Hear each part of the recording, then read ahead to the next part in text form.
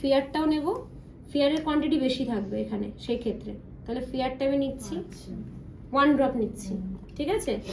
এবং 1 ড্রপ নেওয়ার পরে এবারে এইটা হচ্ছে ডার্ক, ডার্কের আমি কি নেবো, অল্প নেবো, জাস্ট সামান্য, ঠিক আছে।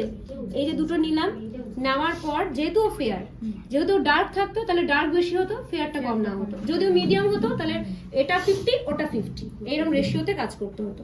তাহলে এবার দুটোকে মিক্স করলাম, আজকে তোমরা রেকর্ড দিয়ে করবে, দেখছি তো আজকে রেকর্ড দিয়ে করবে তোমরা। আগের দিন কি দিয়ে করেছিলে, শিলস অ্যান্ড ফরএভার মিক্স করে হয়েছিল তোমাদের। আচ্ছা এই হলো কম্বিনেশনটা। দেখি এবারে আগে ফেসটা এরকম করো, বিউটি ব্লেন্ডার সামনে আছে, একটু বেশি সাদা হয়ে গেছে, তাহলে বেশি সাদা হয়ে গেছে যখন, তাহলে আমি আর একটু ডার্ক টোন মেশাবো, বুঝতে পারছো পলিসি মেশানোর, আর একটু ডার্ক টোন মেশাবো, মেশালাম, মিশিয়ে এবার যাবে, দেখো এটা